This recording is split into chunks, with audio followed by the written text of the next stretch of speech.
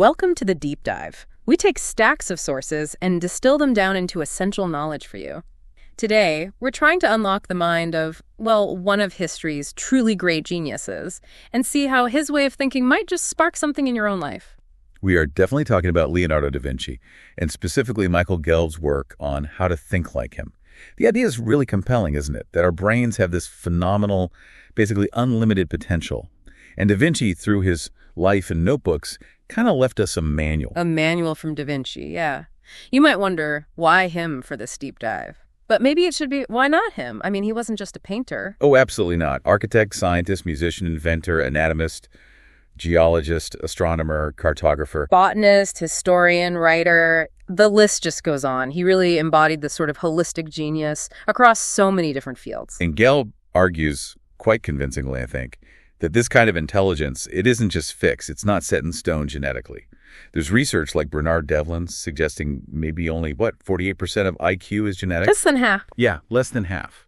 So the rest, the majority, that's your environment, your education, and crucially, how you actually use your mind. Our brains are just incredibly flexible, way more than any supercomputer. They can make unlimited synaptic connections. You could literally learn like 7 facts every second for your whole life and still have room for more. It's staggering. Okay, staggering is right. So this incredible mind, what was the person like day to day? Well, by all accounts, he was incredibly charming, witty, very elegant, meticulous about how he looked, always wearing the best clothes he could find. So quite stylish then. Very. And a gifted musician, too. Apparently, he could improvise beautifully on the lyre. And he just had this knack for connecting with people, really understanding them, which, wasn't just nice socially. It was vital for securing patrons, powerful people. And he definitely needed those patrons, didn't he? Italy back then, Yeah. Politically, it was pretty messy. Oh, absolutely turbulent. Yeah. And that directly shaped his career, right? All right. It's why he moved from Florence to Milan, working for Duke Ludovico Sforza. Right, after his time in Florence ended. Yes. Exactly. And that's where we get that famous letter, his job application, basically. Ah, yes, the letter. It's kind of legendary. It really is. He starts off, bold as anything, saying something like, look, I've seen what others do, and frankly, I think I can do much better. Wow. Confident. Very. Then he lays out all these incredibly practical skills, designing lightweight bridges, war machines, siege defenses, even underwater demolition techniques. Stuff the Duke needed. He knew his audience. Totally. And then way down the list, point 11 or something, he just adds almost like an afterthought, oh, and yeah, I can paint a bit too. Unbelievable. A little painting. He was giving the customer what they needed first. Super shrewd. That's fascinating. So how do we square this, almost practical, maybe even mercenary approach with the profound artistic genius we know? Was art secondary? No, I don't think secondary is the right word. It was deeply integrated. For Leonardo, what we call art and science, they weren't separate boxes. They were just different tools for the same quest, really. Exploring truth, beauty, goodness, understanding how things worked, the essence of things. Think about the dissections. Over 30 human bodies he studied. Which was controversial then, wasn't it? Highly. But he wasn't just doing it for medical charts. He wanted to understand life itself, the mechanics, the beauty, and those anatomical drawings. They're stunning works of art and precise science. That integration, that's key to his thinking. He knew he had to, play the game, survive, get funding, so he could keep doing the work he felt driven to do. That makes sense, that integration. It's interesting to compare him to Michelangelo, another giant of that time. They're often paired, but their drive seems so different. Oh, it's a fantastic contrast, a real character study in different kinds of genius. Yeah. You have Michelangelo, some say driven by this intense need to prove himself, maybe fueled by some inner turmoil, guilt, shame even. Right, you see that in his work. You definitely can. Think about the Sistine Chapel's Last Judgment. He painted himself as the flayed skin of St. Bartholomew, hanging there, looking tormented. It's a raw self-portrait. But then he also gives us the David. Pure hope, human potential at its peak. So it's complex. So if that's Michelangelo's sort of inner conflict or dark side, did Da Vinci have one? What were his struggles? He definitely had them. I mean, the most common criticism then and now is that he didn't finish things.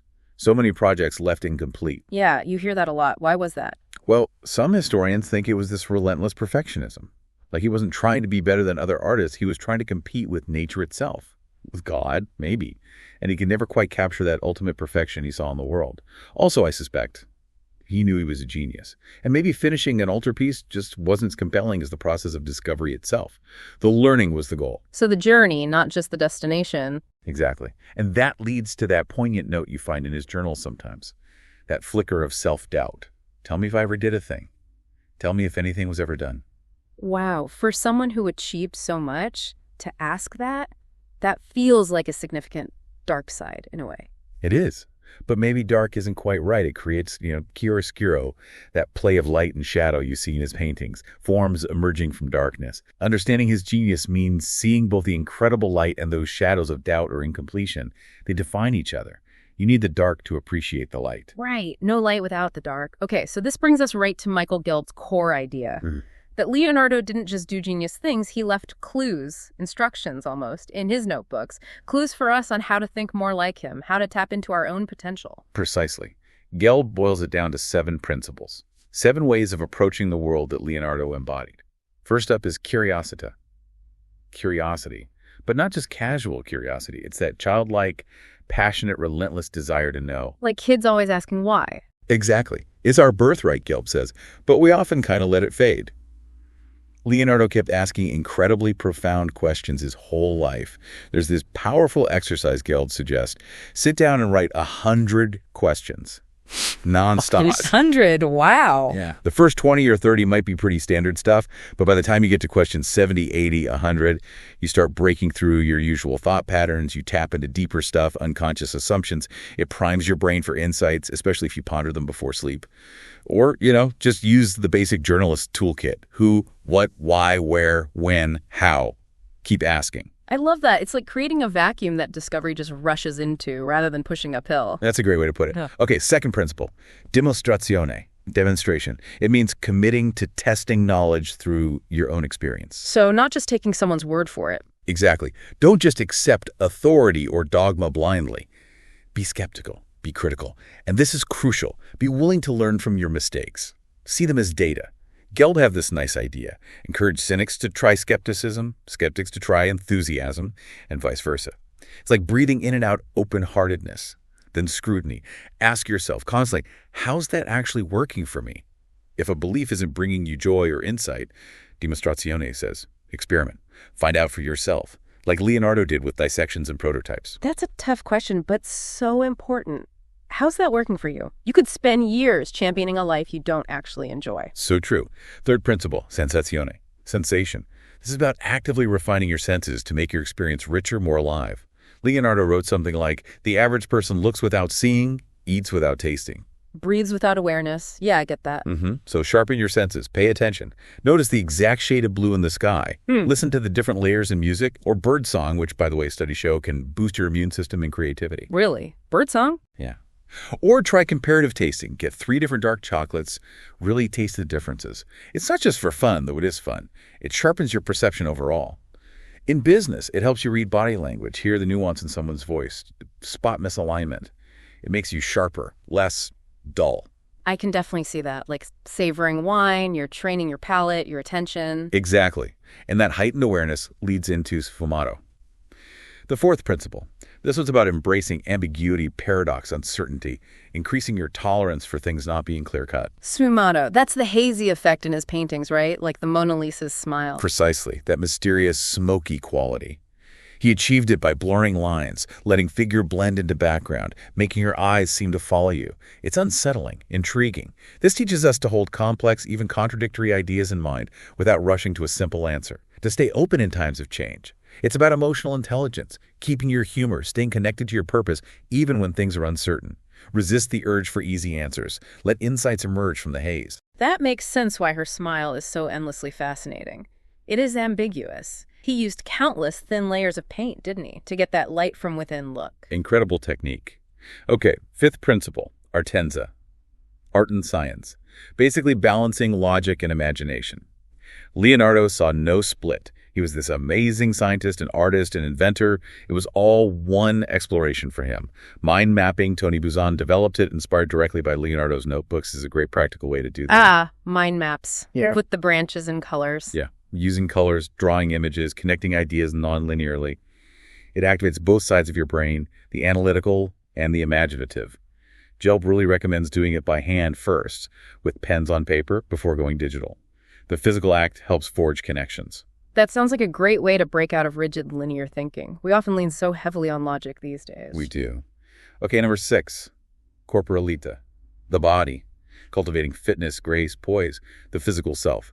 Leonardo wasn't just a brainiac, he was apparently incredibly strong, strongest man in Florence, they said. Master horseman, fencer, even a juggler. Wow, I didn't know that. Yeah, he really valued physical well-being.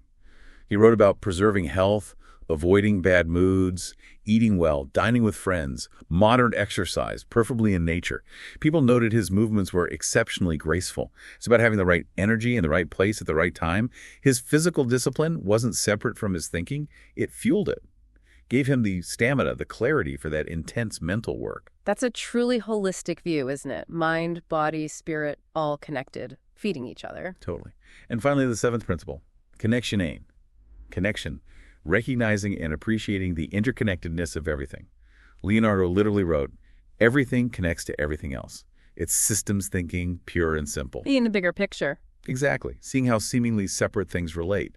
Like that mind-bending idea that we probably breathe in atoms that were once part of Julius Caesar's last breath, just through diffusion over time. For us, it means looking for hidden connections, understanding unintended consequences, aligning our daily actions with our bigger purpose and values, seeing how the small pieces affect the whole system. Intentionality. It really sounds like his life wasn't just about grinding away. It was this rhythm, intense focus, then pulling back. Absolutely. He was a big believer in working intensely, then taking a real break. That famous story about the Last Supper. Right, where he'd paint for hours, then vanish. Yeah, vanish for days sometimes. The prior running the monastery complained to the Duke, naturally, and Leonardo's reply was classic. Men of genius sometimes accomplish most when they work least. Huh. I wish my boss believed that. Don't we all? Yeah. But he intuitively got it, that oscillation. Intense focus, then rest, walks, letting the subconscious work. That's where the breakthroughs often happen. Space for insight. That feels so relevant, maybe more relevant today. Our world makes it so hard to truly switch off. Constant pings, notifications. Exactly. We're always on. Most people, Gelb notes, want to get paid for the quality of their thoughts. But our modern habits often work against that. We've lost that ancient Greek idea where leisure contemplation was the default and work was the interruption. Think of Italy's dolce vita, the sweet life, or France's joie de vivre, joy of living. It's a different baseline than constant achievement pressure. Just savoring the present moment, even one conscious breath. It's not just pleasant, it's where insight can form, being fully present, allowing synthesis. It's amazing how wisdom from, 550 years ago aligns so perfectly with modern research on peak performance and well-being. It's genuinely timeless. It really is, and it's incredible we have access to so much of it. His notebooks, okay, lots were lost, maybe 2/3 or more. But we still have thousands of pages. How many survive? Estimates are around 6,000 to 7,000 pages, out of perhaps 20,000 he originally wrote. Right. Still a huge treasure trove. Michael Gelb spent years immersed in them. So deep he apparently started dreaming about Da Vinci. And that immersion led to crystallizing these 7 principles for everyone. That's dedication.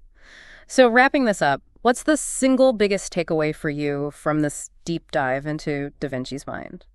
For me, I think it's that his genius wasn't just some random gift, but a cultivated approach to life, almost a set of practices. I think that's exactly it. And crucially, he seems to have wanted us to know.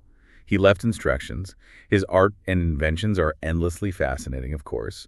But maybe what he really wanted was for people to unlock their own potential, to learn how to think more creatively, use all their inherent abilities.